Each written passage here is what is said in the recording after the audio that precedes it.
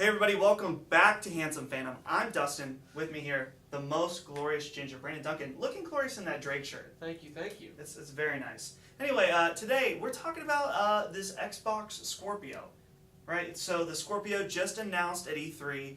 Kind of interesting, just because a lot of us were waiting at E3 to hear about the PlayStation Neo. Brandon, I know that's something you were looking forward to. Yeah, it really was. And then all of a sudden, a couple days till, and we get an announcement that we're not knowing about it at E3. Yeah. So, this is a little bit of a change. Now we know about the Scorpio, when we thought we were going to know about the Neo. So they detailed some of the specs about this Project Scorpio. They threw out the word teraflops. 6 teraflops? Whatever the fuck Damn! that means. So we get 6 teraflops. It's going to be aimed for 4K gaming. They mentioned over and over 4K gaming.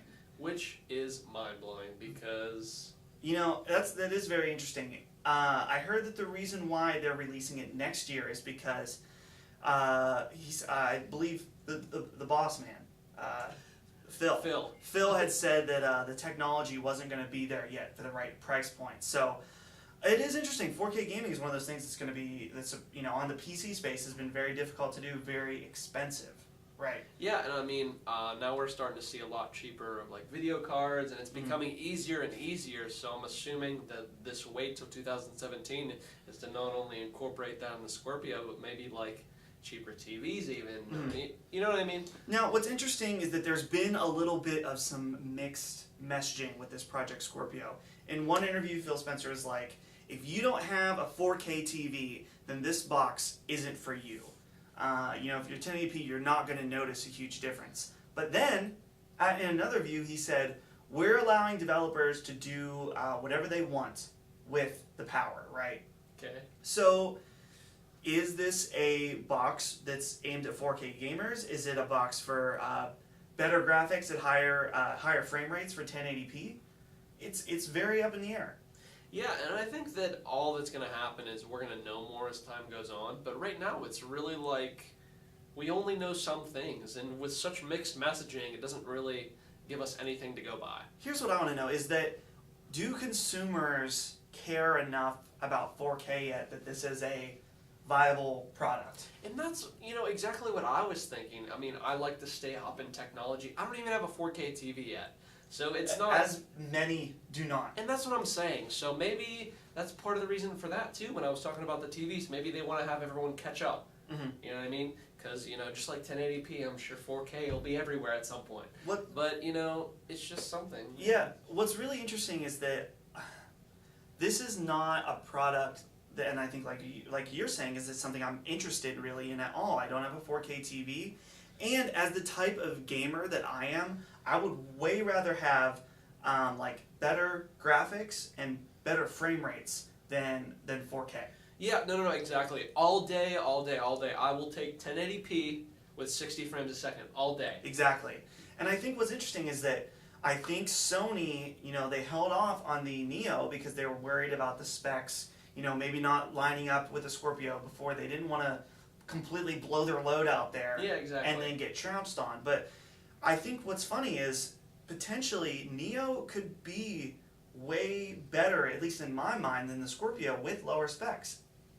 Mainly because if the PlayStation Neo is designed not for 4K, but maybe some 4K thrown in there, but mainly designed as a higher visual fidelity and higher frame rate machine, then that's something way more interesting to me. And it doesn't need that type of 4K power, thus making potentially a cheaper box than the Scorpio. No, literally, and that is exactly what I was going to say. It's that happy medium, at least for you and I, where it makes more sense for us financially and gaming-wise to be okay with not pushing out 4K games, maybe Ultra HD DVDs or whatever they're going to do with it.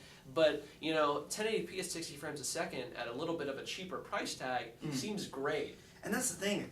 I'm really curious about how much this Xbox Scorpio is going to cost. Very, very curious, especially with the 6 teraflops.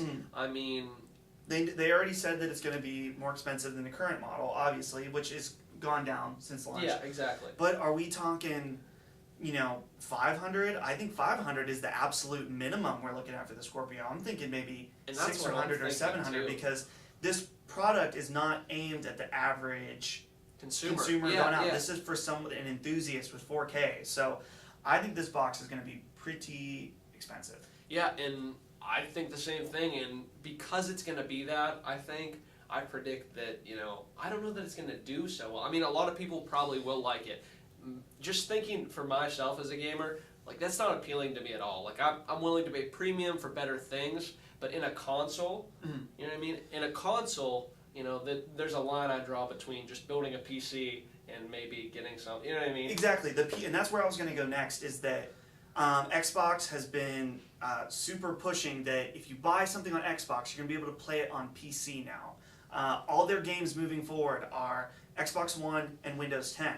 So what's really interesting is that they're making a product for these, enthusiast type gamers, which for the most part, if you really care about high resolutions, high frame rate, stuff like that, you've already moved on to the PC space anyway. So it's interesting thinking about who this product's going to be for, especially now that all their games play on PC. Like, if it's a lot of money, I'm thinking a lot of people would just rather buy a PC. Yeah, that's what I'm saying. I mean, if you buy the Scorpio, look, you might need to buy a new TV. What's that, the Scorpio with the new TV? Or you could just put that towards, you might need a 4K monitor, which will be less than a TV. Well, and you know what I mean? And then if you build a PC, at that point, you could play the same games as your Scorpio and more. Exactly. Right? Because of Steam, because of Origins, don't even talk about Origins, but because of Steam. Don't even talk about because of Steam.